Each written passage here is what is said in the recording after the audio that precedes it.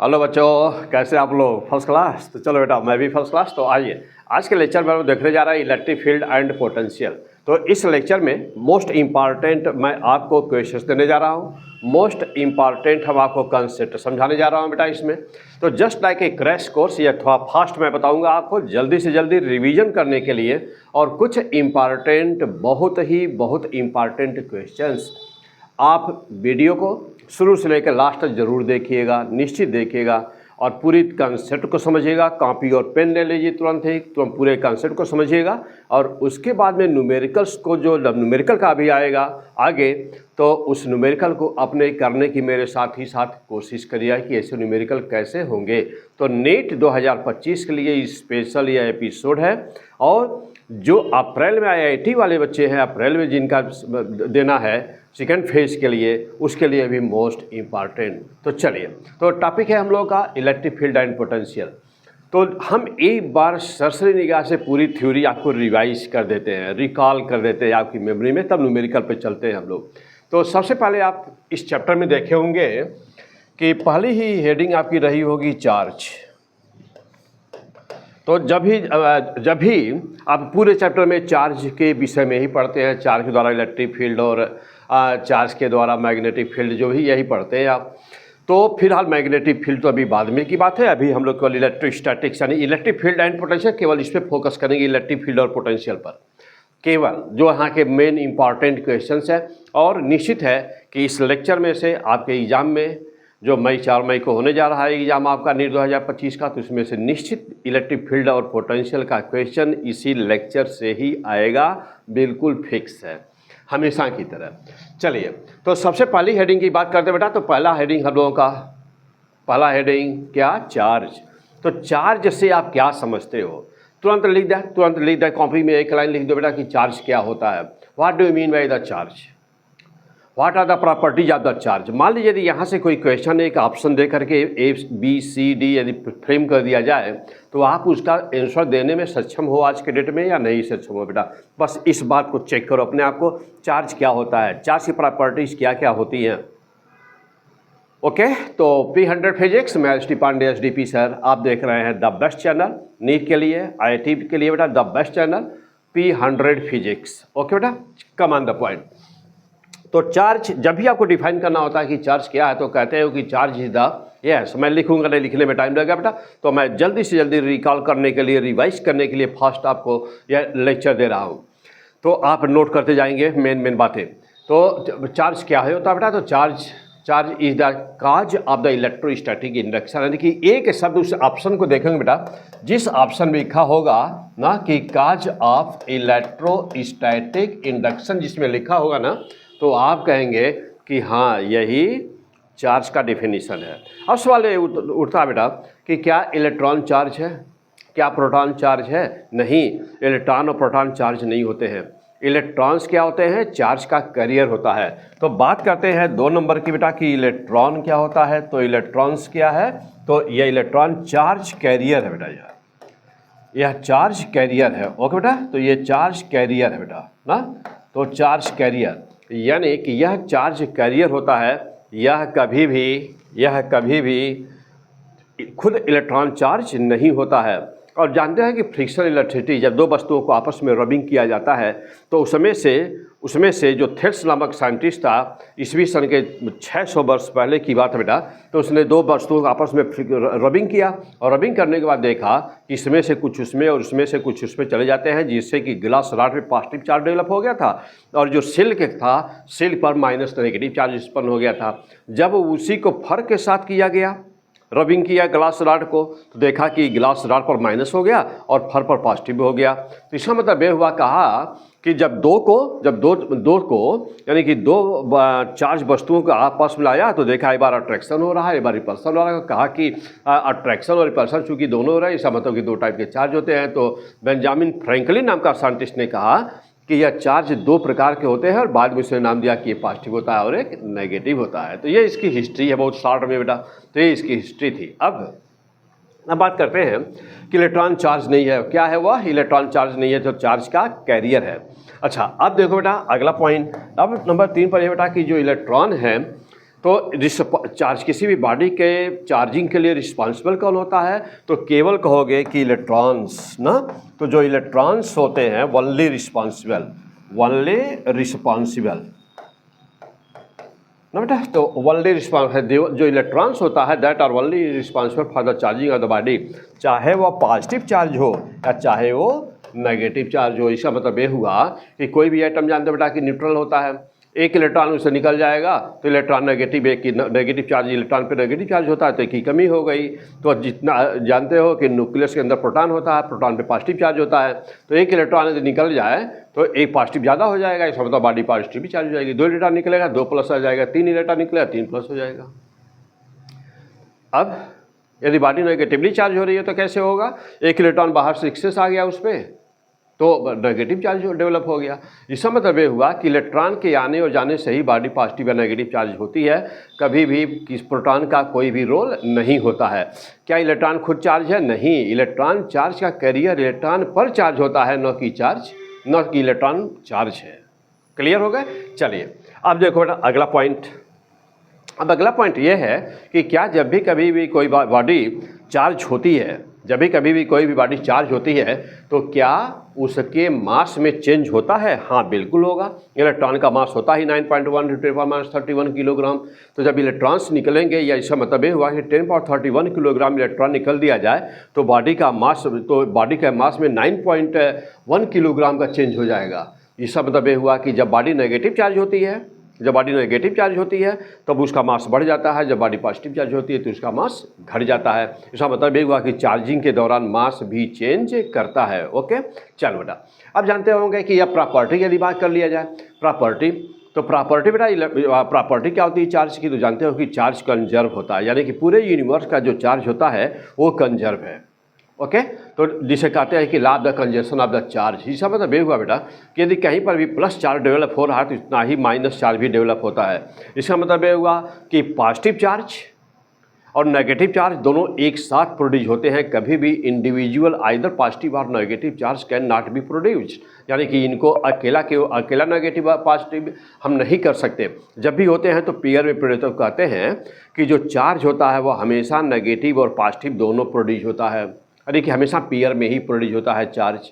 Okay, तो charge पूरे universe का चार्ज क्या बना हुआ है? कांस्टेंट। इसे कहते हैं law of the conservation of the charge. जितने भी एटॉमिक रिएक्शंस होते हैं, जितने भी केमिकल रिएक्शन होते हैं, जितने भी बेटा न्यूक्लियर रिएक्शंस होते हैं, सभी रिएक्शंस में जो टोटल चार्ज होता है रिएक्शन के पहले का रिएक्शन के बाद का हमेशा वो कांस्टेंट होता है। अब आप इसका एग्जाम्पल देते बेटा कि पेयर प्रोडक्शन, तो पेयर प्रोडक्शन में जब एक गामा रेज जाकर के किसी रिजिड बॉडी पर टकराती है तो वह इलेक्ट्रॉन और पॉजिट्रॉन में टूट जाती है। तो इलेक्ट्रॉन और पॉजिट्रॉन का फॉर्मेशन करती है, इलेक्ट्रॉन पर जितना माइनस उतना ही पॉजिट्रॉन पर प्लस, तो दोनों मिल करके फिर जीरो हो गए। तो यानी कि पेयर, इसी का नाम है पेयर प्रोडक्शन। तो इसका मतलब ये हुआ कि पेयर प्रोडक्शन के पहले जो चार्ज था जीरो गामा पर, यानी फोटॉन। गामा मीन्स क्या? फोटॉन। फोटॉन पर चार्ज कितना होता है? जीरो। फोटॉन चार्जलेस होता है। और जब एक पॉजिट्रॉन प्रोड्यूस हुआ और एक किस पे, जब जैसे मान पड़ा कि ये कोई एक गामा है, एक गामा एक रेज है, ये फोटॉन है। ओके, तो जब जब ये रिजिड बॉडी पे टकराता है ना तो ये टूट जाता है, ये फोटॉन 2 पार्ट में, और एक पार्ट होता है इलेक्ट्रॉन और एक पार्ट होता है इसका पॉजिट्रॉन। ओके, तो इसे कहते हैं इलेक्ट्रॉन, इसे कहते हैं पॉजिट्रॉन। तो जितना इस पर माइनस चार्ज उतना इस पर प्लस चार्ज, तो नेट चार्ज क्या हुआ? तो नेट चार्ज अभी भी जीरो है। और ये क्या था? ये एक रिजिड बॉडी थी, यह एक रिजिड बॉडी है बेटा। ठीक, देखो अब और ये क्या? फोटॉन। तो पहले फोटॉन पे कितना चार्ज था? जीरो। तो अभी भी जीरो, बाद में भी जीरो। इसे कहते हैं पेयर प्रोडक्शन। अच्छा, जस्ट इसका उल्टा मास एनिहिलेशन। मास एनिहिलेशन में इसकी एक पॉजिट्रॉन और एक इलेक्ट्रॉन दोनों पास में जब आते हैं ना तो वह आपस में मिल करके दोनों जब मिलते हैं तो वह एक कॉमन सेंटर के अबाउट दोनों मूव करने लगते हैं, उसे कहते हैं पॉजिट्रॉनियम। क्या बोलते हैं उसको? पॉजिट्रॉनियम। और फिर एक दूसरे के कॉमन सेंटर पर कोलैप्स कर जाते हैं, यानी कि दोनों एक दूसरे को मिल करके नष्ट कर देते हैं और वहाँ से फिर गामा रेज प्रोड्यूस हो जाती है। तो इसे कहते हैं law of the conservation of the charge. अगला पॉइंट कहते हैं कि क्वांटाइजेशन ऑफ द चार्ज क्या होता है? तो जानते बेटा कि चार्ज जो होता है ना, चार्जेज आर क्वांटाइज। चौथी प्रॉपर्टी कहोगे कि चार्ज क्वांटाइज होता है। क्वांटाइज का मतलब क्या हुआ कि Q बराबर प्लस माइनस n की वैल्यू क्या हो सकती है? तो n की value 1, 2, 3, 4 and so on, positive integers. Plus और माइनस लगा हुआ है। चार्ज 2 टाइप के होते हैं बेटा। अब n की वैल्यू कितनी हो सकती है? सिंपलेस्ट वैल्यू, सबसे छोटी वैल्यू, स्मॉलेस्ट वैल्यू क्या हो सकती है? 1 हो सकती है। तो इसका मतलब यह है कि ये सबसे छोटा चार्ज संभव है वह ई संभव है, प्लस और माइनस वह ई संभव है। यानी कि जो सबसे छोटा इलेक्ट्रॉन का जो मास होता, इलेक्ट्रॉन का जो चार्ज होता है बेटा, तो इलेक्ट्रॉन का जो चार्ज होता है इसी को कहते हैं क्या? इसी को कहते हैं 1.6 × 10⁻19 कूलम। ओके, यानी कि सी इलेक्ट्रॉन का सी कितना होता है? तो सी = 1.6 × 10⁻19 कूलम। ओके, माइनस नेगेटिव, ठीक। अच्छा, अब इसी को कहता है ना एलिमेंट्री चार्ज, यानी कि जो लॉ ऑफ क्वांटाइजेशन है उसके हिसाब से देखा जाए तो सबसे छोटा से छोटा संभव से संभव चार्ज है वह हो सकता है इतना, इससे छोटा चार्ज संभव नहीं है, नॉट पॉसिबल। इससे छोटा चार्ज संभव नहीं है। Smallest charge, this is known as the elementary charge. क्या बोलते हैं इसको? इसी को कहते हैं ना एलिमेंट्री चार्ज कहते हैं, and this is the smallest possible charge of the electron. अब सवाल यह बेटा कि अगला चार्ज कौन सा संभव है? तो 2e हो जाए, यानी कि मान 2 हो, फिर 3 हो, फिर 4 हो। इसका मतलब यह है कि लॉ ऑफ क्वांटाइजेशन कहता है कि कभी भी 2/5e पॉसिबल नहीं है, 2/7e पॉसिबल नहीं है, यानी कि चार्ज कभी भी फ्रैक्शन में पॉसिबल नहीं है। ओके, तो इसे कहते हैं लॉ ऑफ द क्वांटाइजेशन। अब लेकिन जानते हैं कि क्वार्क, तो क्वार्क पे जो चार्ज होता है वह 1/3 ±1/3e और ±2e होता है। किस पर? क्वार्क पर। तो ये चार्ज होता है बेटा इस पर। लेकिन सवाल यह है कि क्या यह लॉ ऑफ द क्वांटाइजेशन का वायोलेशन करता है कि नहीं? तो नहीं करता है। सवाल है क्यों नहीं करता है? इसलिए नहीं करता है क्योंकि जो क्वार्क है वह न्यूक्लियस के बाहर उसका एग्जिस्टेंस अभी तक मिला ही नहीं। न्यूक्लियस के बाहर उसकी रेंज शॉर्ट रेंज है, न्यूक्लियस के अंदर रहता है। तो क्वार्क चूँकि बाहर अभी मिला ही नहीं है, इसीलिए कहते हैं कि यह लॉ ऑफ द क्वांटाइजेशन का वायोलेशन नहीं कर रहा है। ओके, अगला पॉइंट। अब कहते हैं कि जो चार्ज होता है, अगली प्रॉपर्टी, नेक्स्ट प्रॉपर्टी नंबर बेटा, तो अब अगली प्रॉपर्टी है क्या? अब प्रॉपर्टी बेटा अगला कहते हैं कि चार्जेज आर, दे बेटा, तो charges are invariant. Charges are invariant. Invariant का मतलब क्या होता है? जैसे मान लो कि यह कोई एक रॉड है ना, एक मेटल रॉड है और हमने इस पर चार्ज दिया है Q0, इसकी लंबाई L0 है और मास इसका M0 है। ओके, तो लंबाई इसकी L0 है, चार्ज इसका Q0 है और यह मास इसका M0 है, सपोज दैट, और यह बहुत ही अधिक स्पीड से जा रहा है, यानी कि v बहुत ही हाई स्पीड, तो v very high speed. Okay, तो वेरी हाई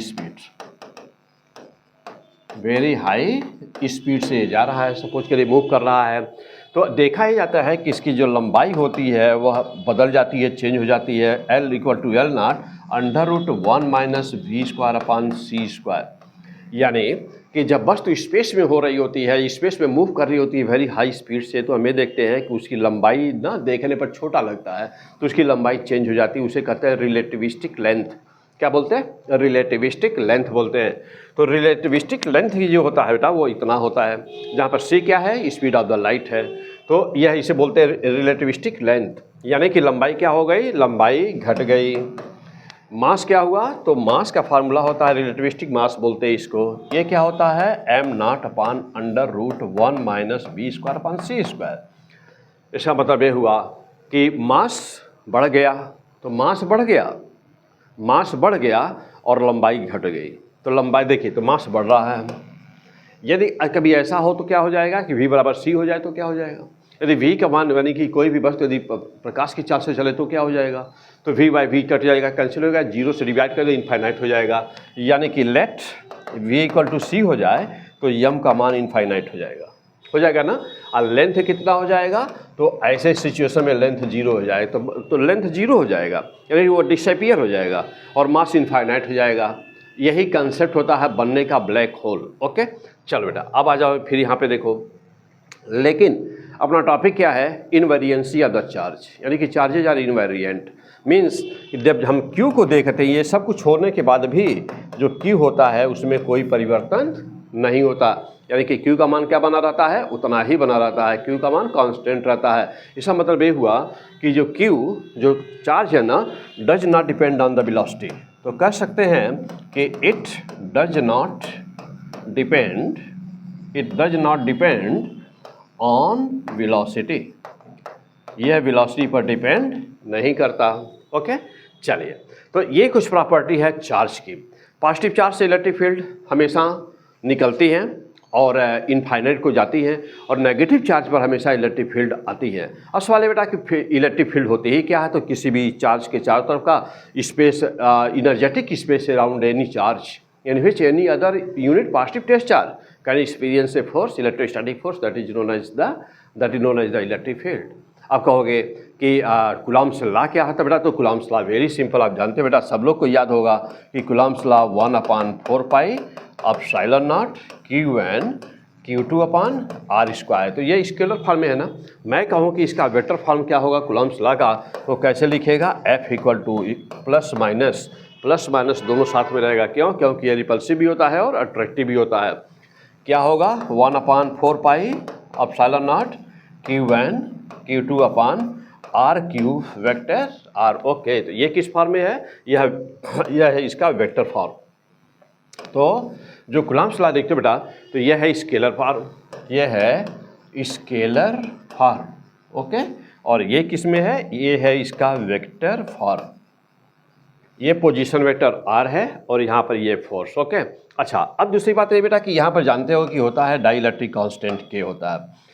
एयर के लिए जब बात हम करते हैं, जब एयर की बात करते हैं तो एयर के लिए K का मान 1 हो जाता है, वैक्यूम के लिए K का मान 1 हो जाता है। इसी डाइलेक्ट्रिक कांस्टेंट को ही कहते हैं एप्सिलॉन R, यानी कि रिलेटिव परमिटिविटी। इसको क्या बोलते हैं, रिलेटिव परमिटिविटी भी बोलते हैं इसको, डाइलेक्ट्रिक कांस्टेंट को। और इसकी वैल्यू किस बराबर होती है, तो इसकी वैल्यू एप्सिलॉन R की वैल्यू होती है बेटा एप्सिलॉन अपॉन एप्सिलॉन नॉट। जहाँ पे एप्सिलॉन नॉट क्या होता है, तो यह होता है permittivity of the free space, जिसकी वैल्यू कितनी होती है 8.85 × 10⁻12 होती है।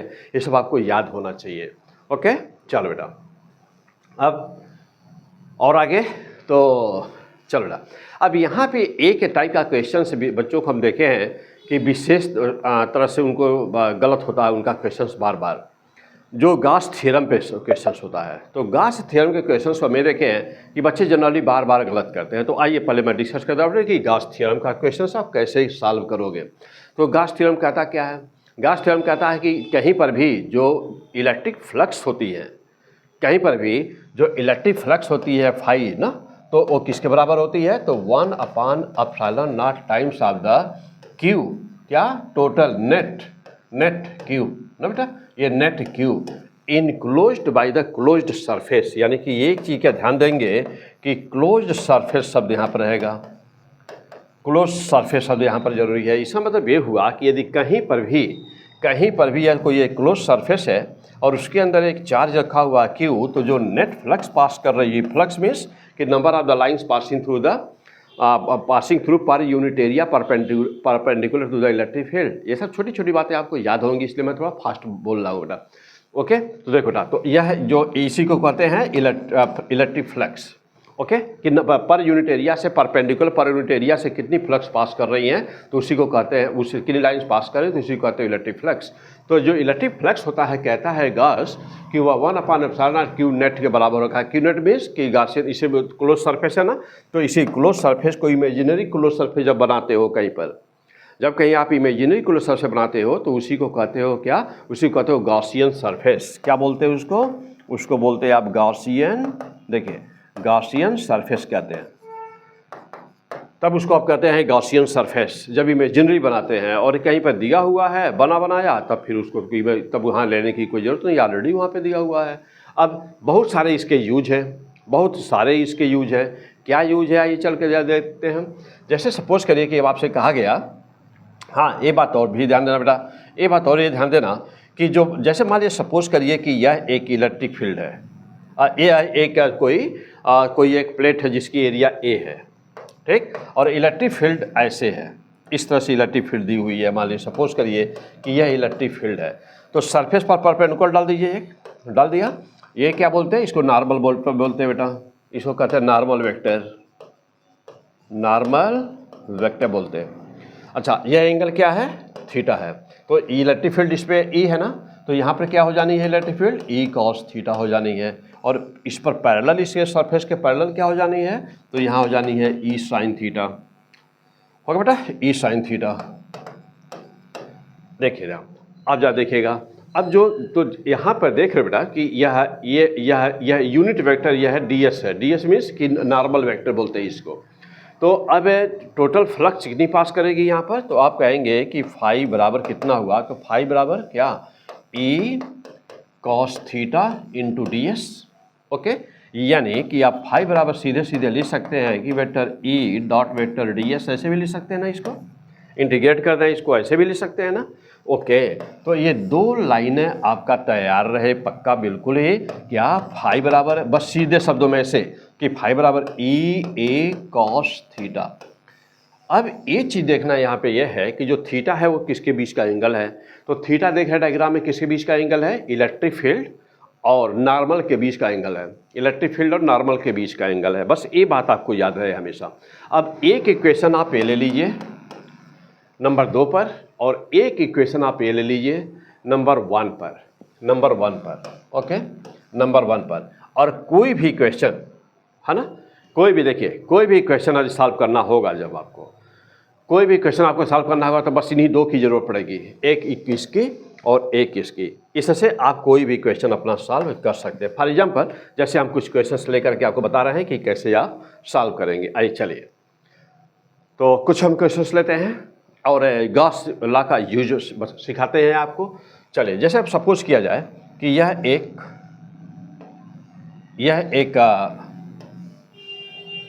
क्यूब है,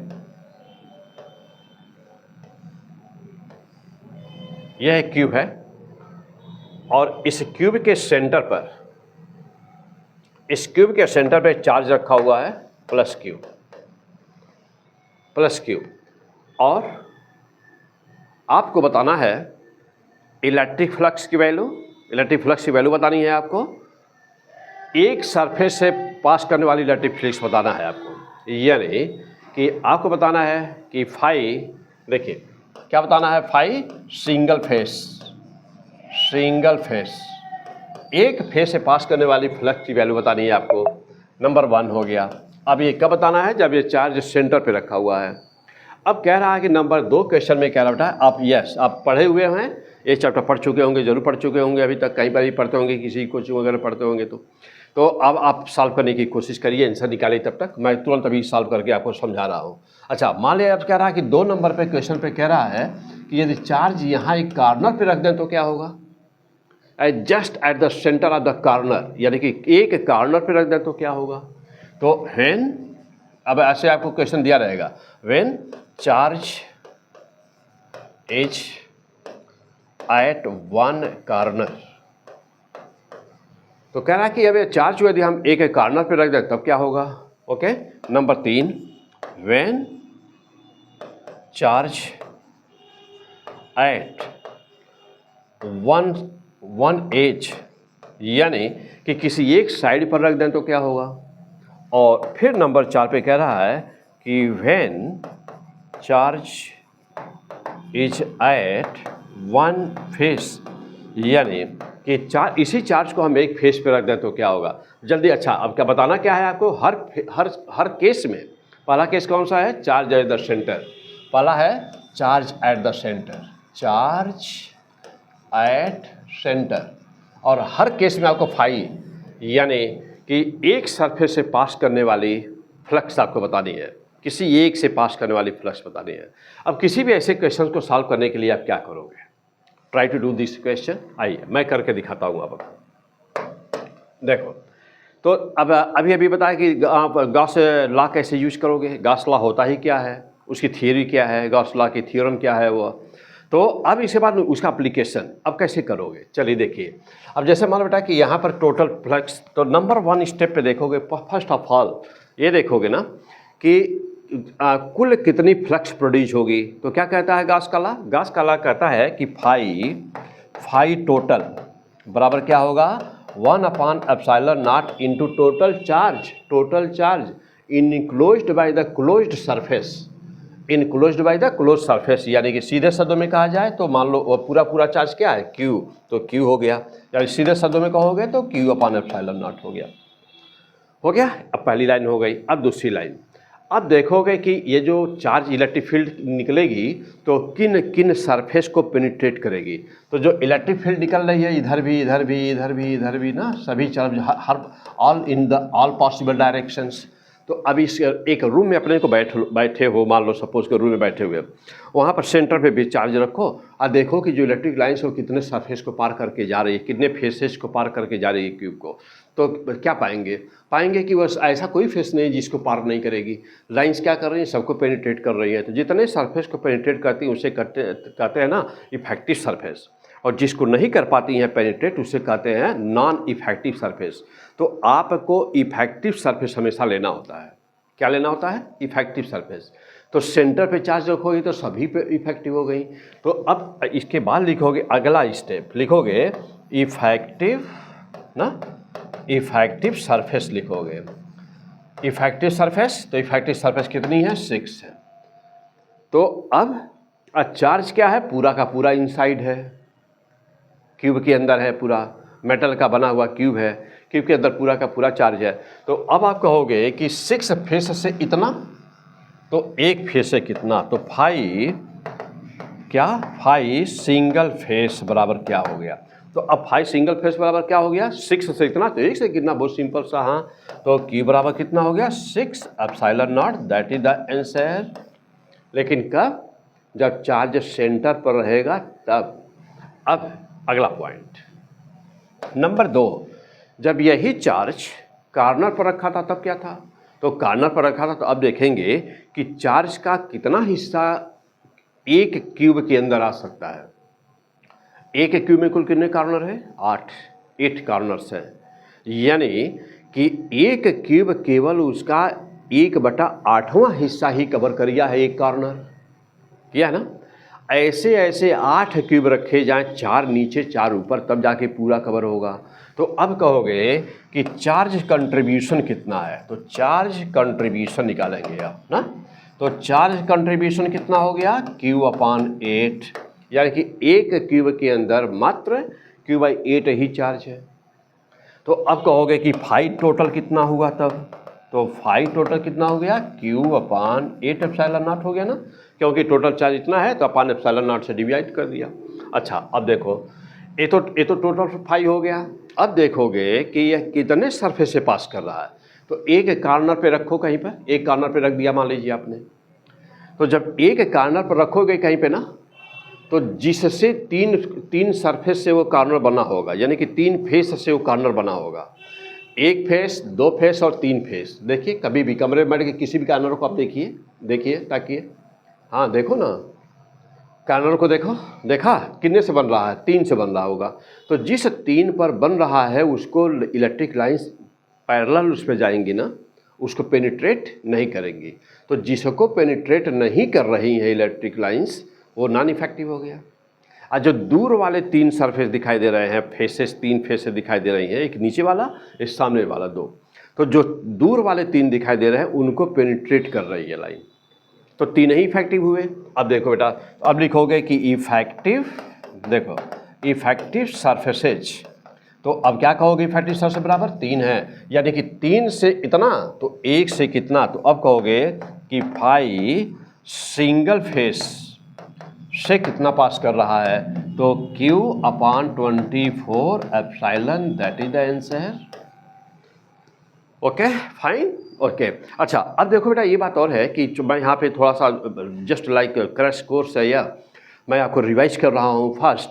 तो अब आप बहुत ही डिटेल में, स्लो मोशन में, बहुत ही डिटेल में मैं दिया हूँ इसी पीरियड। उसमें देखिए, इसमें प्लेलिस्ट में जाओ बेटा, तो प्लेलिस्ट में देखोगे वहाँ पे सारा बहुत ही ज़बरदस्त, बिल्कुल ही 0 से लेकर के पूरा डिटेल में मैं समझाया हूँ, एक एक लाइन। इससे बेस्ट कोई आपको कहीं पर मिलेगा नहीं कुछ भी ना। तो विश्वास करो बेटा, क्योंकि 23 साल हो गया पढ़ाते हुए और कई हज़ार हमारे स्टूडेंट डॉक्टर हैं। तो आप भी उसमें से अगला आपका नंबर है बनने वाले हो, तो फिर थोड़ा मेहनत से पढ़ो बेटा। आओ कम ऑन द पॉइंट देखो, और जा करके आप इस वीडियो पे जाइए, प्लेलिस्ट में जाइए, प्लेलिस्ट में P100 फिजिक्स प्लेलिस्ट में जाइए, वहाँ सब कुछ मिलेगा, बहुत ही डिटेल सब कुछ दिया हुआ है। फिलहाल यहाँ पर अगले पॉइंट पर चलते हैं। अब ये हुआ कि यदि हम उसी चार्ज को एक एज पर रख दें तो क्या होगा? तो एक एज पर रख के दिया जाए, यानी कि किसी एक एज पर किसी एक साइड पर रख दें तो क्या होगा, तो फिर वही बात कि चार्ज कंट्रीब्यूशन कितना हो जाएगा तब, चार्ज कंट्रीब्यूशन तो देख रहे हैं बहुत ही सिंपल सा चार्ज कंट्रीब्यूशन, बस यही मेन बात होती है कि चार्ज का कंट्रीब्यूशन कैसे निकालोगे। देखो एक एज पे रखिए बीच में कहीं पर भी, हाँ दो कार्नर के जो दो कार्नर को जोड़ने वाली एक लाइन है ना, कोई एक लाइन आप ले लो, कोई दो कार्नर ले लो, उनको जोड़ने वाली एक लाइन आप ले लो, यानी कि एक एज ले लो। देख रहे हैं साफ दिख रहा है कि 3/4 बाहर है और 1/4 ही अंदर है, यानी कि चार्ज का जो कंट्रीब्यूशन होगा वह Q/4 होगा। या दूसरे शब्दों में कहें कैसे पता करोगे कि ऐसे ही ऐसे 4 क्यूब यदि रखे जाए, एक तो यही, एक इसके बगल में रखोगे तो आधा कवर हो जाएगा, 2 इसके ऊपर रख दोगे तो 4 हो जाएगा, तो 4 से पूरा कवर हो जाएगा। तो 4 कवर करते हैं पूरे को तो ये कवर करेगा 1/4 को, तो 1/4 हो गया। अच्छा अब कहोगे कि इफेक्टिव सरफेस कितने हैं, तो जिस देखिए एक एज कितने सरफेस से मिलकर बनता है, 2 फेस से मिलकर बनता है, तो वह दोनों क्या हो जाएंगे, वह दोनों क्या हो जाएंगे, उन दोनों पर वह लाइन पैरेलल हो जाएगी। और कास 90 वहाँ वो पैरेलल हो जाएगी, और जब परपेंडिकुलर डालोगे तो कास 90 बन जाएगा, कास 90 मतलब ये 0 हो जाएगा। तो मीन से क्या हुआ कि जिस 2 सरफेस से वह फेस बना होगा, यानी कि जिन 2 फेस से वह लाइन बनी होगी, वह एज बना होगा, वो दोनों फेस नॉन इफेक्टिव हो जाएंगे। चूँकि कुल फेस कितने हैं भाई, तो कुल फेस बेटा कितने हैं, कुल फेस होंगे आपके 6, 4 ये हो गए, एक ऊपर एक नीचे 6 फेस हैं, 6 में से 2 नॉन इफेक्टिव हो गए, यानी कि कुल इफेक्टिव कितने हैं 4। तो इफेक्टिव फेसेस तो बेटा अब कहोगे कि इफेक्टिव फेसेस कितने हो गए, तो आप कहेंगे इफेक्टिव फेसेस है 4। इसका मतलब ये हुआ कि 4 से इतना, 4 से बेटा, तो अभी तो हम लोग पूरा निकाल दे, पहले फाई नेट निकाल दें, तो फाई नेट बराबर कितना हो गया, तो Q/4 एप्सिलॉन नॉट हो गया। ओके बेटा, ये फाई नेट हो गया। अब 4 से पास करता है इतना, तो 1 से पास करेगा कितना, तो अब कहोगे कि फाई सिंगल ना, तो फाई सिंगल फेस से कितना पास करेगा, तो कहोगे कि Q/4 इंटू 4 एप्सिलॉन, यानी कि Q/16 एप्सिलॉन नॉट। तो आंसर हो गया बेटा, हो गया। Okay very fine. अब देखो फिर, अब नंबर 4 पे क्या हो सकता है कि जब यही चार्ज हम एक फेस पर रख देंगे तब क्या होगा। तो जब एक फेस पर रखोगे, किसी एक फेस पर रख दीजिए, तो जिस फेस पर रखे हुआ तो क्या हो गया है, वो नॉन इफेक्टिव हो गया। जिस फेस पर रख दिया आपने, तो जिस फेस पर रखे वो नॉन इफेक्टिव हो गया, क्योंकि लाइन उस पर पैरेलल हो जाएगी, पेनिट्रेट नहीं करेगी उसको। बाकी 5 जो फेस होंगे वो इफेक्टिव होंगे। तो एक फेस पर थे तो 4 का कंट्रीब्यूशन कितना होगा, आधा अंदर होगा आधा बाहर हो गया, यानी कि 2 ऐसे ही ऐसे 2 क्यूब रख देंगे तो पूरा का पूरा कवर हो जाएगा। तो अब पहली लाइन में लिखोगे कि चार्ज कंट्रीब्यूशन कितना होगा, तो चार्ज कंट्रीब्यूशन ना, तो चार्ज कंट्रीब्यूशन हो गया Q/2। कब, जब on one face charge is on one phase, जब चार्ज एक फेस पर होगा तो क्या होगा। तो अब कहोगे कि फाई नेट कितना होगा, तो phi net Q/2 epsilon not हो जाएगा। अच्छा कुल कितने इफेक्टिव सरफेस हैं, तो अब कहेंगे कि इफेक्टिव सरफेस कितने हैं, तो इफेक्टिव सरफेसेस कितने हैं 5। तो 5 इफेक्टिव सरफेस है इतना, तो 1 से कितना, तो 5 सिंगल, तो 5 सिंगल बराबर कितना हो गया, तो Q/10 एप्सिलॉन नॉट क्या हो गया ये, यस फैंटास्टिक आंसर हो गया। इसका मतलब ये हुआ कि गॉस थ्योरम पर कोई भी ऐसा क्वेश्चन यदि आता है तो आप उसको बहुत ही आसानी से सॉल्व कर सकते हैं। ठीक, चलिए अब और आगे बढ़ते हैं। चलो बेटा अब और आगे बढ़ते हैं कि यहाँ पे था कि गॉस थ्योरम। अच्छा जैसे अब मान लीजिए कुछ और एग्जाम्पल लेते हैं। जैसे मान लो बेटा कि यहाँ पर जैसे कोई यह एक स्ट्रिंग है, यह एक स्ट्रिंग है। ओके देखो बेटा एक स्ट्रिंग है और यह इनफाइनाइट लेंथ की है, और इस हमको बताना है इलेक्ट्रिक फील्ड। इस पॉइंट पर हमको इलेक्ट्रिक फील्ड बताना है। तो हम 1-2 एग्जाम्पल यहाँ पर ले रहे हैं, बाकी आगे अभी बहुत इंपॉर्टेंट न्यूमेरिकल्स है तो हम वहाँ पे चलते हैं। और पूरा डिटेल में देखने के लिए बहुत ही मीन्स है कि एक पूरा इलेक्ट्रिक फील्ड एंड पोटेंशियल 2-2, 3-3 घंटे के लेक्चर्स है बेटा, तो वहाँ पर मैं प्ले लिस्ट में जाइए, इलेक्ट्रिक फील्ड एंड पोटेंशियल, उस पूरे के पूरे वीडियोज़ को अच्छी तरह से देख लीजिए। फिर कुछ भी ना पढ़ने की ज़रूरत है ना देखने की ज़रूरत है, खाली बस P100 फिजिक्स पे का लेक्चर देख लें, नोट्स बना लें, that will be enough to qualify. Okay, देखो यहाँ पे सपोज करो कि आर डिस्टेंस पर, सपोज बेटा कि आर डिस्टेंस पर आपको बताना है इलेक्ट्रिक फील्ड क्या होगा, किसके द्वारा? यह एक चार्ज स्ट्रिंग है, चार्ज्ड स्ट्रिंग, और लीनियर चार्ज डेंसिटी इसकी लैम्डा है, हमको ये बताना है। अब देखो बेटा क्या करेंगे इसके लिए, सपोज करेंगे कि यहाँ पर हमने कंसीडर किया कि यहाँ पर कोई भी ना एक एल लेंथ का कोई भी, ये इनफाइनाइट लेंथ है, इसका लेंथ है इनफाइनाइट, तो हमने इसमें से कोई भी एक सेगमेंट ले लो, इसका कोई भी एक सेगमेंट ले लिया ना, और इसको हमने कंसीडर किया कि इसके चारों तरफ एक सिलेंडर, यानी कि इसको चारों तरफ से क्लोज करना है ना, तो इसको चारों तरफ से क्लोज करिए। तो इसको चारों तरफ से क्लोज करने के लिए एक सिलेंड्रिकल शेप ले लिया, सपोज किया कि ये इसमें क्लोज हो गया है, एक सिलेंड्रिकल शेप इसके चारों तरफ लिया और सपोज किया कि ये इसमें क्लोज हो गया है। ओके बेटा, इसी को कहते हैं गॉसियन सरफेस। क्या बोलते हैं इसको? Gaussian surface. ओके बेटा, अब जा देखना, आर डिस्टेंस पर पॉइंट है, हमको यहाँ पर बताना है ना, तो जहाँ पर बताना होगा उतना ही बड़ा हम लोग ले लेंगे। तो अब सपोज कर बेटा कि हमारा पॉइंट वहाँ ना हो करके सपोज कर लिया जाए कि हमारा पॉइंट यहाँ पे है, ठीक है ना, ये है हमारा पी पॉइंट। अब इलेक्ट्रिक फील्ड की डायरेक्शन क्या होगी यहाँ पर? इलेक्ट्रिक फील्ड ये होगा, इलेक्ट्रिक फील्ड ये होगा। अब पहला पॉइंट यह है कि यदि मैं यल लंबाई इसकी मान लूँ, सपोज किया कि इसकी लंबाई यल है, यदि हम इसकी यल लंबाई मान लूँ ना, तो यल लंबाई के अंदर टोटल चार्ज कितना हो गया? तो अब देखो बेटा, क्यू टोटल देख लो पहले, क्योंकि चार्ज का कंट्रीब्यूशन बताना सबसे पहले निकालना होता है, तो सब देख लो कि क्यू टोटल बराबर कितना हो गया। तो अब कहेंगे कि लैम्डा इंटू यल हो गया। कैसे? लैम्डा लीनियर चार्ज डेंसिटी है, लैम्डा देखो बेटा यहाँ पे लैम्डा लीनियर चार्ज डेंसिटी है, तो टोटल चार्ज कितना हो गया? यल लंबाई का लैम्डा यल हो गया। अच्छा, अब कहोगे कि फाई नेट कितना हो गया, टोटल फाई कितना हो गया? तो lambda L upon epsilon not, ये हो गया। ओके, अच्छा अब देखो बेटा अगला पॉइंट, जानते हो कि फाई बराबर क्या होता है? तो दूसरा वाला नियम कि फाई बराबर, सिंस फाई बराबर क्या होता है? ई ए कॉस थीटा होता है। थीटा किसके बीच का एंगल है? नॉर्मल जो डाला गया है। नॉर्मल कहाँ पर है? तो नॉर्मल देखिए, नॉर्मल ये है डी एस, तो डी एस और इलेक्ट्रिक फील्ड ए के बीच का एंगल थीटा बराबर कितना हो गया? 0 हो गया ना, यानी कि ये थीटा बराबर कितना हो गया? थीटा बराबर 0 है ना, तो कॉस थीटा बराबर कितना हो गया? 1 हो गया, क्योंकि थीटा 0 है। अब जा देखना बेटा, अब इसके बाद अब फाई बराबर कितना हो गया ना बेटा? फाई बराबर ई ए 2 पाई आर एल, 2 पाई आर एल, क्यों? 2 पाई आर इंटू यल, ये हो गया इसका सरफेस एरिया, यानी जो एरिया ये है ना वह, और ई ही है। अब ये 2 नंबर हो गया, और काश बेटा अब यहाँ पे काश 0 है तो 1 हो गया, तो इसको लिखने की कोई ज़रूरत है नहीं। अब इक्वेशन नंबर 1 आपके सामने है यहाँ पर, और इक्वेशन नंबर 2 ये दोनों ले लीजिए, दोनों बराबर होंगे ना, तो lambda L upon epsilon not बराबर किसके हो गया? ई इंटू 2 पाई आर एल हो गया।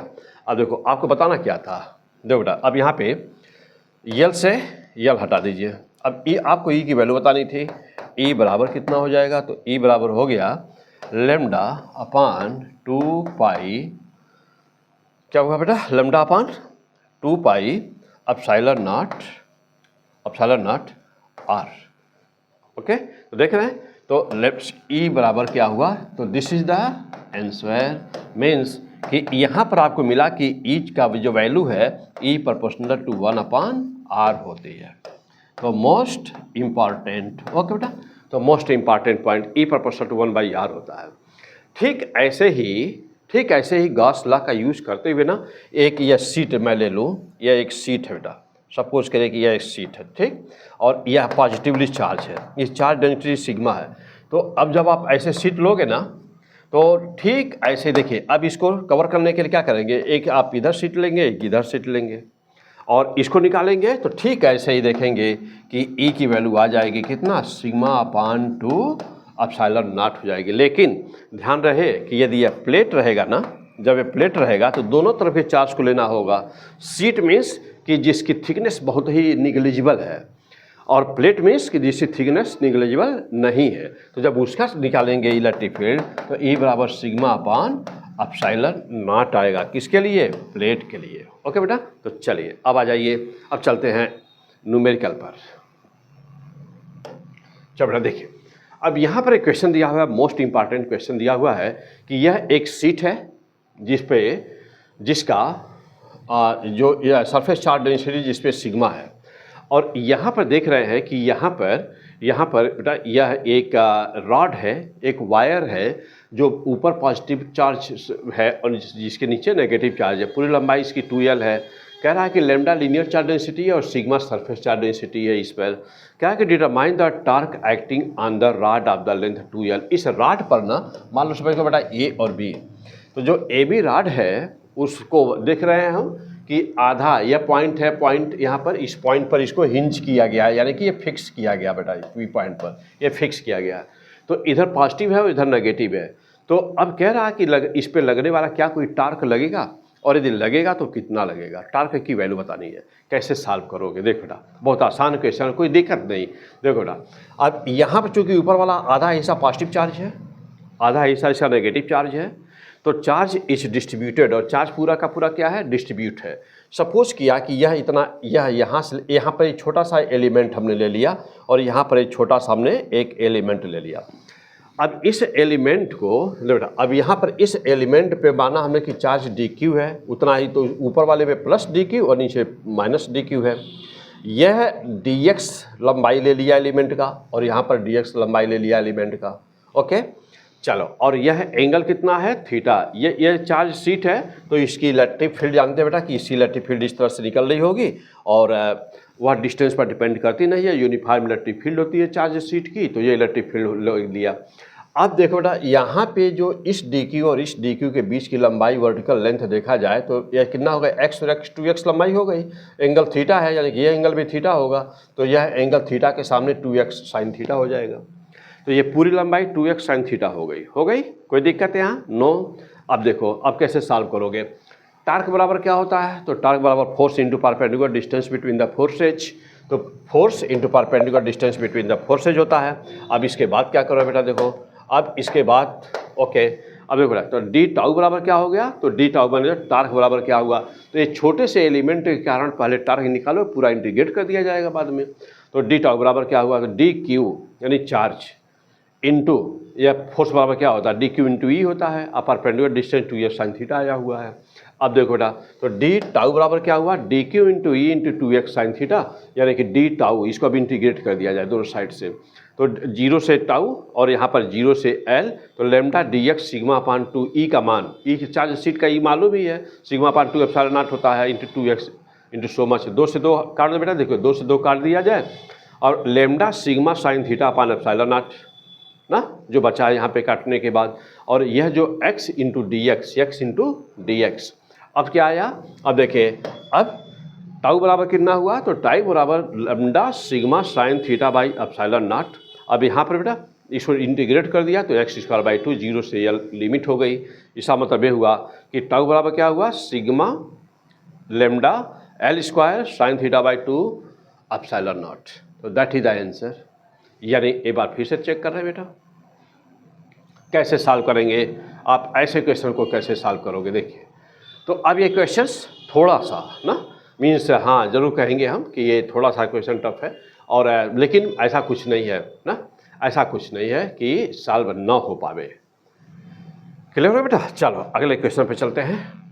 नेक्स्ट देखिए, अब यहाँ पे थोड़ा सा, ये भी थोड़ा सा उसी क्वालिटी है, थोड़ा सा टफ क्वेश्चन में आएगा, लेकिन इसका यदि आंसर याद रहेगा तो द बेस्ट होगा। देखिए कैसे, अब आइए देखिए, यहाँ पर कह रहा है कि ये एक इनफाइनाइट लेंथ का ये ट्यूब है। तो जैसे एक सिलिंड्रिकल ट्यूब की कल्पना करिए, कर लिया, आधा उसको काट दीजिए, आधा काट दीजिए, बीच से सेमी सर्कुलर कर दीजिए उसको, पूरा आधा कट, पूरी लंबाई के क्रॉस कट कर दीजिए। अब वो आधा बचेगा, इस तरह से अब सामने से उसको देखेंगे तो खाली ये शेप दिखाई देगा और लंबाई अंदर कितनी है, इनफाइनाइट है, वह इनफाइनाइट लंबाई है। अब इसको आधा हाफ पार्ट इसको पॉजिटिव चार्ज की दिया गया, सिग्मा चार्ज डेंसिटी है, और इधर के आधा को माइनस दिया गया है। और अब कह रहा है कि ये क्या है, बीच का सेंटर है ना, तो यह पाइप का सेंटर है। आप पाइप को आधा काट दिए हैं आप ऊपर से ना, अलोंग द लेंथ उसको आधा काट दिए हैं।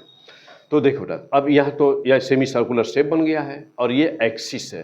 तो एक्सिस पर कहीं पर, एक्सिस के पास में कहीं कोई पॉइंट है O, उस पॉइंट पर आपको उसकी इलेक्ट्रिक फील्ड बतानी है। तो देखो बेटा, तो अब हम लोग को क्या बताना है कि सेमी सर्कुलर का सब पॉइंट O है, इज ऑन एक्सिस। ओके, चलो determine the electric field at the point O, यानी कि पॉइंट O पर हमको एक्सिस पर इलेक्ट्रिक फील्ड बतानी है। अब इस क्वेश्चन को कैसे करेंगे? अब देखो बेटा, इस क्वेश्चन को करने के लिए बस करना क्या आपको है कि यहाँ पर एक छोटा सा एंगल ले लो डी थीटा। ये इस एंगल को आप ले लीजिए ना, डी थीटा एंगल है, छोटा स्मॉल एंगल ले लीजिए D theta. Okay, D theta angle है बेटा, यहाँ पर एक डी थीटा एंगल ले लो। इस एंगल को ले लिया आपने, डी थीटा ले लिया, कोई दिक्कत नहीं। यहाँ पर एक बेटा, और यहाँ से देखो, अब यहाँ से यानी यहाँ से जीरो से, तो जीरो से लेकर के यहाँ तक जाएंगे तो π/2 लिमिट बनेगी, और इधर भी जाएंगे तो π/2 लिमिट बनेगी ना, जीरो से लेके π/2 तक लिमिट बनेगी। और इस एंगल को थीटा ले लिया, इस एंगल को थीटा ले लिया, यानी कि थीटा मान कहाँ से कहाँ वैरी कर रहा है, जब ये यहाँ पर होगा तो जीरो होगा, जब यहाँ पर होगा π/2 होगा, यानी कि मैक्सिमम वैल्यू जीरो से लेकर के π/2 होगी। अच्छा, अब देखो बेटा, अब यहाँ पर चूँकि ये पॉजिटिवली चार्ज है ना, ये पॉजिटिव चार्ज है, तो इसकी जो इलेक्ट्रिक फील्ड होगी, अब यहाँ पे छोटा सा एलिमेंट हमने लिया, ये इतना एलिमेंट लिया। अब इससे जो इलेक्ट्रिक फील्ड होगी स्ट्रेट जा रही होगी, तो वह स्ट्रेट जा रही है, ये इलेक्ट्रिक फील्ड हो गई E। जब यह एंगल है थीटा ना, देखो बेटा, जब ये एंगल है थीटा तो यह भी एंगल होगा थीटा होगा, और जब ये एंगल होगा थीटा तो यहाँ पर जो इलेक्ट्रिक फील्ड है मान लिया उसको DE है, तो ये हो गया DE cos थीटा, तो ये हो गया DE sin थीटा। अब ठीक ऐसे ही यह माइनस में है, ये नेगेटिव है, ये नेगेटिव है, तो जब ये नेगेटिव है तो इसकी फील्ड क्या होगी, पॉइंट से चार्ज पे आ रही होगी, तो इसकी इलेक्ट्रिक फील्ड इधर हो गई। अब ये थीटा के लिए D cos थीटा यहाँ पर आ गया, तो D cos थीटा ये हो गया, D sin थीटा इसका यहाँ हो गया, यानी कि इसका वाला भी D sin थीटा वहाँ है और इसका वाला भी D sin थीटा वहाँ है, यानी कि x एक्सिस पर नेट जो फील्ड आ गई तो वह देखो बेटा, वह आ गई D sin theta plus D sin theta, दोनों की x एक्सिस पर आ गई। और जो D cos थीटा दोनों एक दूसरे के अपोजिट है, तो D cos थीटा एक दूसरे को क्या कर देंगे, तो D cos थीटा एक दूसरे को कैंसिल कर देंगे। अब कहेंगे कि नेट फील्ड कितनी हुई, तो नेट फील्ड D डैश मान लिया, तो D डैश बराबर दोनों को सम कर दिया, तो D sin theta plus D sin theta के बेटा पूरा क्या आ गया, 2D sin थीटा आ गया। अब सवाल यह है कि DQ कितना है, तो DQ के बराबर सिग्मा इंटू D थीटा ले सकते हैं, यानी कि E बराबर क्या होता है बेटा, तो अभी देखा है एग्जाम्पल जो अभी लिया गया था पीछे, अभी देखा है कि E बराबर एक। अच्छा, अब देखो बेटा, अब जैसे सेमी सर्कुलर है ना, सेमी सर्कुलर है, तो अब जैसे मान लो एक पूरा पाइप था, पहले पाइप को आधा काट दिया गया है, आधा ही पाइप है, आधा पॉजिटिव और आधा नेगेटिव है। अब वह आधा जो सेमी सर्कुलर पाइप है, वह उसमें से यदि बारीक पट्टी निकाला जाए, काटा जाए, तो क्या बनेगा, एक पतला स्ट्रिंग बनेगा ना, तो हम लोग मान सकते हैं कि वो कई स्ट्रिंग से मिल करके बना हुआ है, मान सकते हैं। तो उसकी इलेक्ट्रिक फील्ड होती कितनी है, तो इलेक्ट्रिक फील्ड आपको याद ही है कि E बराबर λ/2πε0 होती है, अभी भी पढ़े हैं ना, अभी भी पढ़े हैं, तो ये यही होता है। तो अब इलेक्ट्रिक फील्ड बेटा, तो अब यहाँ पे कहेंगे कि फॉर इनफाइनाइट चार्ज स्ट्रिंग ये फील्ड होती है। अब D बराबर क्या हो गया, लेमडा की वैल्यू रख देना है केवल बस, तो lambda charge linear charge density थी, उसकी वैल्यू हमको लेना, यहाँ सिग्मा दिया हुआ था, तो sigma into r D theta कर दिया जाए ना, तो हम लोग ये लेमडा की वैल्यू यानी कि चार्ज की वैल्यू निकल जाएगी पर यूनिट। यहाँ पर लेमडा बराबर क्या था, Q अपान लेंथ, यानी कि पर यूनिट लेंथ चार्ज की जो वैल्यू लेमडा था, हमको यहाँ पर बेटा लेमडा चार्ज, पूरे चार्ज का मान sigma into r into D theta हो जाएगा। अच्छा, अब यहाँ पर नीचे क्या है, 2πε r से r कैंसिल हो गया। अब देखो बेटा, अब इसके बाद DE डैश बराबर क्या हुआ, इंटीग्रेट किया दोनों साइड से, 2 इंटू D sin थीटा, देखो बेटा 2 इंटू DE sin थीटा, और D का मान निकाल चुके हैं हम लोग। अब ये D की वैल्यू यहाँ पर पुट कर दिया जाए, sigma D theta, r cancel हो चुका है, तो 2πε0r, ओके, और इंटू साइन थीटा, बस इंटीग्रेट किया। देखो बेटा, अब यहाँ पे सिग्मा अपान एप्सिलॉन r बाहर निकाल दिया, सिग्मा अपान एप्सिलॉन r बाहर निकाल दिया, ओके। और अब इसको सॉल्व कर दिया जाए, पाई भी बाहर निकल जाएगा बेटा, तो सॉल्व कर दिया साइन थीटा को 0 से लेकर पाई/2 के बीच इंटीग्रेट कर देते हैं। मिलेगा क्या हम लोगों को, sigma upon pi epsilon not बाहर आ गया और ये हुआ साइन का माइनस कॉस हो गया बेटा। सॉल्व कर दीजिए, इसको सॉल्व कर देंगे तो फाइनल आंसर क्या मिला, most important answer sigma upon pi epsilon not. तो ये इतना एग्जाम में आता है ये क्वेश्चंस, तो आपको सॉल्व करना ही पड़ेगा, है कि नहीं। हाँ चलो बेटा, अब आ जाओ अगले क्वेश्चन पे चलते हैं। तो पूरा डिटेल्स में मेरा देखने के लिए यह मैं फर्स्ट बार रिवाइज कर रहा हूँ, और ये सारे बहुत ही स्लो मोशन में प्लेलिस्ट में जाइए, इलेक्ट्रिक फील्ड एंड पोटेंशियल, वहाँ पर पूरा का पूरा इलेक्ट्रोस्टैट बहुत ही ज़बरदस्त समझाया हूँ, बिल्कुल एकदम इनिशियल से। आप जीरो जानते हैं, नो प्रॉब्लम। आप इंडिया के टॉपर हो तो नो प्रॉब्लम, IIT के हैं तो नो प्रॉब्लम, नीट के हैं तो नो प्रॉब्लम, बोर्ड देने जा रहे हैं तो नो प्रॉब्लम। कठिन से कठिन और आसान से आसान सारे क्वेश्चन इस चैनल पे सॉल्व है। चलिए नेक्स्ट देखो अब क्या कह रहा है। देखिए बहुत इंपॉर्टेंट क्वेश्चंस, बहुत आसान क्वेश्चंस होते हैं, लेकिन बच्चे कभी कभी क्या है कि कंसेप्ट न क्लियर होने की वजह से क्वेश्चन गलत कर देते हैं। जनरली मैं देखता हूँ बच्चों को आता नहीं, तो क्यों, क्योंकि उनके कंसेप्ट नहीं क्लियर है। तो यहाँ पर P100 फिजिक्स पर आप अपने कंसेप्ट को ज़बरदस्त क्लियर कर सकते हैं। चैनल जरूर सब्सक्राइब किए होंगे, ना सब्सक्राइब किए होंगे तो सब्सक्राइब जरूर कर दीजिएगा, और सारे वीडियो को खूब अच्छी तरह से नोट्स बना लीजिए। चलिए देखिए, अब यहाँ पर कह रहा है कि electric potential at A point is given. कह रहा है कि कहीं स्पेस में, किसी स्पेस में किसी पॉइंट पर इलेक्ट्रिक पोटेंशियल V का मान दिया है -5x + 3y प्लस √15z दिया हुआ है। अब कह रहा है कि what is the magnitude of the electric field. आपसे इलेक्ट्रिक फील्ड का मैग्नीट्यूड पूछ रहा है। देखो बेटा, अब मैं पहले इसीलिए सॉल्व कर दिया हूँ कि सॉल्व करने में टाइम लगेगा, आपको जल्दी जल्दी बता दें। तेज बच्चों के लिए कोई दिक्कत नहीं होती है, उनको थोड़ी सी आइडिया मिल जाए, थोड़ा सा हिंट मिल जाए तो क्वेश्चन को समझ जाते हैं और वो कर लेते हैं, और जिनको करना है वो कर लेते हैं। जिनको करना है उनके लिए बहुत संसाधन उपलब्ध है बेटा। आप चैनल पे जाएंगे, हमारे ऐसे ऐसे बहुत सारे एग्जाम्पल्स आपको दिए गए हैं। प्ले लिस्ट में जाइए, ज़बरदस्त वहाँ पे सब कुछ दिया हुआ है, वहाँ से पढ़ डालिए, बहुत ही अच्छा। इससे बेस्ट कहीं और आपको पूरा किसी भी चैनल पर आपको मिल ही नहीं सकता। फिलहाल ओके बेटा, तो अब E बराबर क्या होता है, जानते हो कि जो इलेक्ट्रिक फील्ड होती है वो वेक्टर क्वांटिटी होती है। तो वेक्टर क्वांटिटी होती है, लिखते हैं कैसे इलेक्ट्रिक फील्ड को, तो EX I cap plus EY J cap plus EZ K cap, इस तरह से लिखने का तरीका होता है। अब E बराबर क्या होता है हमारे dV/dr। कहते हैं कि इलेक्ट्रिक फील्ड क्या होती है, तो कहते हैं कि electric field is the negative gradient of the potential. Electric field is the negative gradient of the potential. तो E को लिखने का तरीका होता है बेटा, this is the most important line. यहाँ से बहुत सारे न्यूमेरिकल सॉल्व होते हैं। तो अब EX बराबर माइनस dV/dx, EY बराबर -dV/dy एंड EZ बराबर -dV/dz। इसे कहते हैं पार्शियल डिफरेंशिएशन। अब EX की जब वैल्यू बतानी होगी तो d/dx, हम तो जब EX बताना होगा तो x के रिस्पेक्ट में करेंगे, y बताना होगा तो y के रिस्पेक्ट में करेंगे, z बताना होगा तो z के रिस्पेक्ट में करेंगे। और V का मान तो एक ही है सबके लिए, -5x + 3y प्लस ना, ये √15z ना, तो ये तो सबके लिए एक ही है। अब इसको सॉल्व कर दिया, सॉल्व करेंगे तो जानते हो बेटा पार्शियल डिफरेंशिएशन, माइनस बाहर है वैसा रहने दीजिए और अंदर सॉल्व कर दिए। x रिस्पेक्ट में करोगे तो ये -5 हो जाएगा, और y में चूंकि x है नहीं है तो इसलिए वो कांस्टेंट बन जाएगा, और कांस्टेंट बनेगा तो उसका डिफरेंशिएशन 0 हो जाएगा। और यहाँ पर ये z है वो भी कांस्टेंट हो गया, 0 हो गया।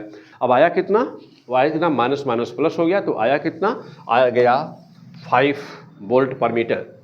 ऐसे ही y क्या कर दिया, y की रिस्पेक्ट में करेंगे तो ये 0 हो गया, ये 0 हो गया, नहीं बचेगा केवल 3, तो आ गया बेटा, आ गया -3 वोल्ट पर मीटर। और EZ के रूप में किया, डिफ्रेंशिएट किया तो देखो बेटा ये भी 0, ये भी 0 केवल बचेगा √15, तो आ गया यह -√15।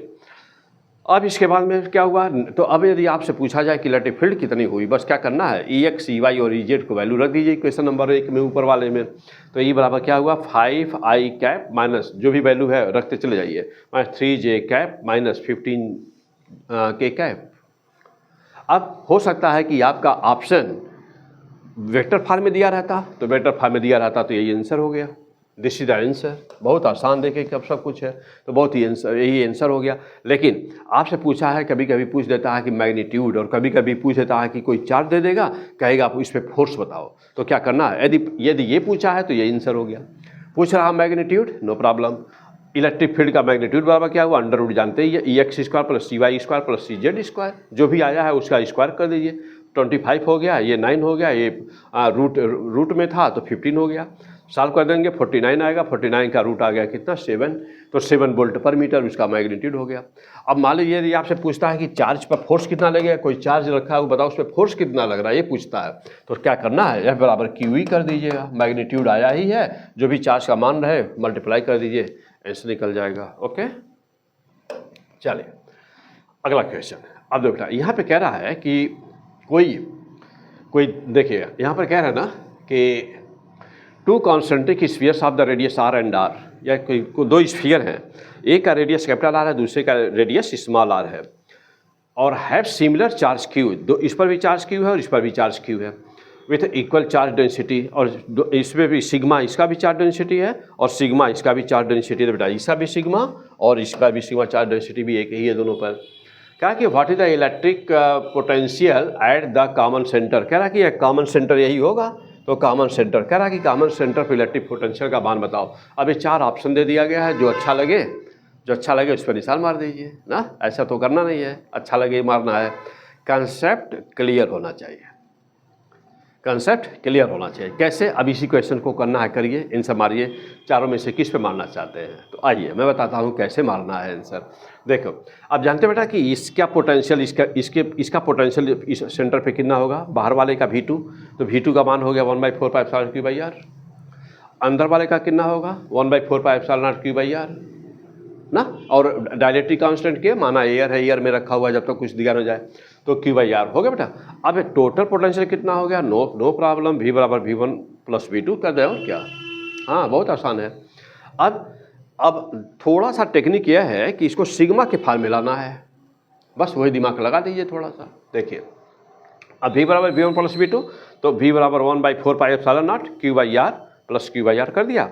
अच्छा देखो बेटा, अब ये 4π को अंदर कर दीजिए, और 4π को अंदर कर दीजिए, तो 4π को जब अंदर करेंगे तो देखिए 4πr² बन जाएगा, ये 4πr² बन जाएगा, और यहाँ QR, और देखो ना अब यहाँ पे कहेंगे कि नीचे ऊपर R से मल्टीप्लाई कर दीजिए, तो ऊपर R से मल्टीप्लाई किया, नीचे भी किया, नीचे स्क्वायर बन गया, और ऊपर R है और नीचे यहाँ R² बन गया। अब ऐसा करने से क्या हुआ कि ये इतना सिग्मा बन गया, और यहाँ पर भी ये भी इतना सिग्मा बन गया, दोनों सिग्मा बन गए। देखिए क्योंकि जानते हो सिग्मा बराबर क्या होता है, चार्ज अपॉन सरफेस एरिया, तो देखो अभी यह सिग्मा बन गया, तो सिग्मा R + सिग्मा R। अब V बराबर क्या हो गया, सिग्मा का बाहर लिया, that is the fantastic answer. हाँ बस कुछ नहीं। आइए नेक्स्ट। अब कह रहा है अगला क्वेश्चन, कहा कि 2 point charges are placed at, 2 point charge बेटा, यहाँ पर एक 3 माइक्रोफैराड का चार्ज रखा हुआ है और यहाँ पे 4 माइक्रोफैराड का चार्ज रखा हुआ है, और यहाँ पे ये 3 मीटर डिस्टेंस और ये 4 मीटर डिस्टेंस है। यहाँ पे देख रहे हैं, यहाँ का मीडियम दूसरा है, एक मीडियम रखा हुआ है जिसका ε/r रिलेटिव परमिटिविटी 9 है, और यहाँ पर रिलेटिव परमिटिविटी 16 का मीडियम रखा हुआ है, यानी कि यहाँ पर जो मीडियम रखा हुआ है ये दूसरा मीडियम रखा हुआ है, तो यहाँ पर 16 है, यानी कि मीडियम 2, ये आधा दूसरा मीडियम है और आधा दूसरा मीडियम है। तो अभी तक जैसे आप ये जानते होंगे कि हाँ कूलाम का फोर्स ऐसे निकालते हैं, तो कूलाम के फोर्स दोनों चार्ज एक ही समान मीडियम में रखे रहते हैं तब तो जानते हैं, लेकिन दोनों चार्ज डिफरेंट मीडियम में रखे हो तो कैसे सॉल्व करेंगे, ये वही क्वेश्चन है। तो देखिए यह चार्ज दूसरे मीडियम में है, ये चार्ज दूसरे मीडियम में है, अब ऐसे किसी क्वेश्चन को कैसे सॉल्व करोगे। देखो बेटा, अब ऐसे किसी क्वेश्चन को सॉल्व करने का ये दिया हुआ है कि ऑप्शन 4 दिए हुए हैं, क्या आंसर होगा। अब देखो यहाँ पर ना, देखो यहाँ पर पहला चार्ज Q1 है, दूसरा चार्ज Q2 है, और यहाँ पर क्या दिया हुआ है, एयर में रहता तो कोई प्रॉब्लम नहीं थी, एयर में रहता तो सीधे जब बराबर 9 × 10⁻⁹ Q1 Q2/r² कर देते आप, लेकिन ऐसा है नहीं, यहाँ 2 मीडियम रखे हुए हैं। तो अब ये जो मीडियम रखा हुआ बेटा, 2 मीडियम रखे आधा ना, तो अब एक का डाइलेक्ट्रिक 9 है, दूसरे का इतना है। अब याद कर लीजिए, हमेशा के लिए नोट्स बना लो बेटा फर्स्ट क्लास का, आप लिख ही दीजिए, ऐसे किसी भी क्वेश्चन को करने के लिए फार्मूला होता है क्या, एयर इक्विवेलेंट डिस्टेंस क्या होती है, यानी कि यदि डाइलेक्ट्रिक है तो वह डाइलेक्ट्रिक एयर को माने कि डाइलेक्ट्रिक के स्थान पर एयर रखा हुआ है तो उसकी डिस्टेंस क्या होगी, उसे बोलते हैं एयर इक्विवेलेंट। तो ये क्या है, एयर इक्विवेलेंट। तो यह फार्मूला नोट कर लीजिए कि एयर इक्विवेलेंट बराबर क्या होता है, तो एयर इक्विवेलेंट बराबर होता है जो भी डिस्टेंस रहे, ना, कौन वाली डिस्टेंस रहे, डाइलेक्ट्रिक वाली। तो जो भी डाइलेक्ट्रिक वाली डिस्टेंस रहे के मान लीजिए, तो जो भी डाइलेक्ट्रिक वाली डिस्टेंस रहे अंडर रूट कर दीजिएगा और वहाँ डाइलेक्ट्रिक कांस्टेंट यानी कि स्पेस जो रिलेटिव परमिटिविटी है ना अंडर रूट कर दीजिए, मल्टीप्लाई कर दीजिएगा, आंसर आ जाएगा। तो ये क्या हो जाएगा आपका, यह एयर इक्विवेलेंट हो जाएगा। यानी फिर से लिख दूँ मैं, देखिए आर एयर इक्विवेलेंट बराबर क्या हो जाएगा, आर जो भी डाइलेक्ट्रिक में डिस्टेंस दिया रहे अंडर रूट रिलेटिव परमिटिविटी कर दीजिएगा। यह करते ही आपको आंसर आ जाएगा, यार इक्विवेलेंट आ जाएगा। चलिए अब करके दिखाता हूँ। क्या दिया है डाइलेक्ट्रिक में, 3 मीटर दिया हुआ है और ये 9 दिया हुआ था, यानी ये 3 हो गया, यानी कि एयर इक्विवेलेंट कितना आ गया, 9। यानी कि जो दिया हुआ है डाइलेक्ट्रिक में डिस्टेंस 3 मीटर दिया हुआ है, एक्चुअल में एयर माना जाए तो वो 9 मीटर होगा, 9 मीटर।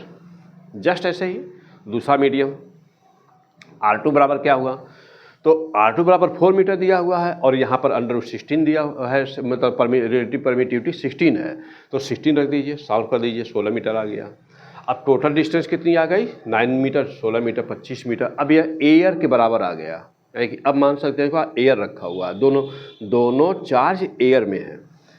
अब यह बराबर एयर वाला फार्मूला लगा दीजिए, 9×9 3 माइक्रोकूलम एक है, 4 माइक्रोकूलम एक है और डिस्टेंस 25 आया ही है। सॉल्व कर दीजिए, गुणा करेंगे 108 × 10 पर 3 आ जाएगा और नीचे 25 का स्क्वायर 625 हो गया। सॉल्व कर दीजिए, काट दीजिए उसको, आ जाएगा 1.73 × 10⁻⁴ Newton. That is fantastic answer.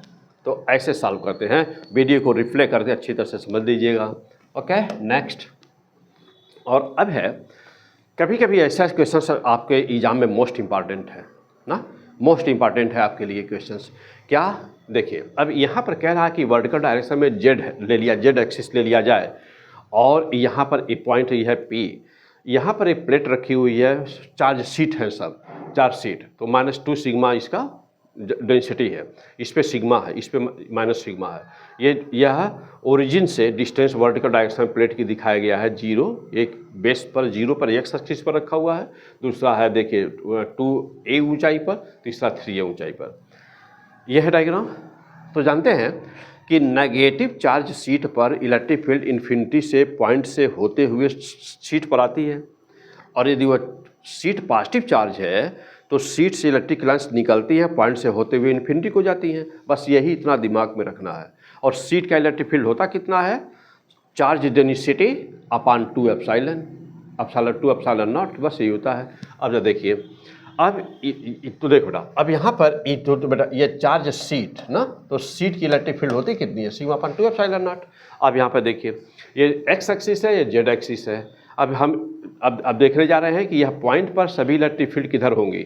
यह माइनस है तो इसकी इलेक्ट्रिक फील्ड माना हम नंबर ए दे दिया, नंबर 1, नंबर 2, नंबर 3, उस पर कोई सिग्मा है ही नहीं, तो 4 नंबर को छोड़ देना, ऐसा कोई मतलब नहीं, क्योंकि उस पर चार्ज है नहीं। अब इसका देखा जाए तो पॉइंट यहाँ है, पॉइंट यहाँ है, तो पॉइंट से आ रही होगी सीट के ऊपर, यानी E1 नीचे हो गया। अब देखो बेटा यहाँ पर फिर E2 का देखें, पॉइंट ऊपर है ना, तो पॉइंट से होता हुआ आ रहा होगा उस सीट के ऊपर, यानी दोनों नीचे हो गए। अच्छा, अब 3 नंबर पे चलते हैं। 3 नंबर सीट पॉजिटिव चार्ज है, तो पॉजिटिव चार्ज से इलेक्ट्रिक लाइन्स निकलती हैं, पॉइंट से होते हुए इन्फिनिटी को जाती हैं। पॉइंट किधर है, नीचे की तरफ, तो वो अभी फील्ड किधर हो गई, नीचे की तरफ। यानी तीनों किधर हैं, तीनों डाउनवर्ड हैं, यानी कि माइनस जेड एक्सिस पर है। अब कुछ नहीं, तीनों को सम कर दिया, तो अब देखो ना ई नेट बराबर क्या होगा, E1 + E2 + E3 हो गया, तीनों सम कर दिया। अब तीनों को सम किया, अब तो सिग्मा अपॉन 2 एप्सिलॉन पहले वाले का। अब आप कहेंगे कि सर माइनस सिग्मा, तो बच्चे क्या करते हैं कि डायरेक्शन भी रख देते हैं और सिग्मा के साथ उनका माइनस या प्लस चिन्ह रख देते हैं, यही गलत हो जाता है। तो आपको जब यह जो माइनस सिग्मा नहीं रखना है, सिग्मा केवल लेना रहेगा। क्यों, माइनस के वजह से ही तो आपने डिसाइड किया है ना, माइनस को ले चुके हो, माइनस की वजह से तो आपने डायरेक्शन में डिसाइड किया कि E1 किधर है, E2 किधर है और E3 किधर है, तो फिर दोबारा उसको नहीं लेना है। तो ई सिग्मा अपॉन 2 एप्सिलॉन, माइनस के क्यों लगाया, माइनस के इसलिए लगाया क्योंकि जेड एक्सिस ऊपर है तो माइनस नीचे है ना, तो माइनस के लगा, इसलिए माइनस यहाँ पर लगा। अब देखिए यदि आपने भूल से भी माइनस यहाँ लग दिया माइनस सिग्मा, तो माइनस माइनस प्लस कर देंगे, फिर गलत हो जाएगा।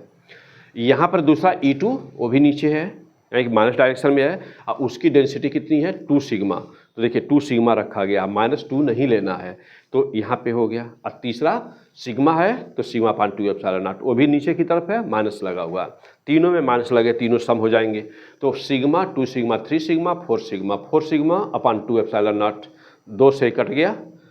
ओके, तो आंसर कितना आ गया 10, यानी कि फाइनल आंसर कितना हुआ -2 सिग्मा अपान एप्सिलॉन नॉट। और डायरेक्शन क्या हुआ, अब ये माइनस माइनस के है ना, माइनस हमने बाहर लगा दिया के, दैट इज द आंसर। तो यह एपिसोड में बात इतना ही। अब अच्छी तरह से सभी देखिए, पूरा इलेक्ट्रिक फील्ड, पूरा इलेक्ट्रोस्टैटिक्स, पूरा सेकंड पेपर, पूरा फर्स्ट पेपर P100 फिजिक्स पे बहुत ही ज़बरदस्त, बहुत ही आसान से आसान शब्दों में समझाया गया है। आसान से आसान न्यूमेरिकल, टफ से टफ न्यूमेरिकल, सब कुछ दिए हुए हैं। तो चैनल को जरूर सब्सक्राइब करिएगा, नहीं किए होंगे तो, और वीडियो को शुरू से लेकर के लास्ट तक जरूर देखा करिए और अच्छी तरह से नोट्स बनाया करिए। बेस्ट ऑफ लक, मिलते हैं फिर अगले वीडियो में।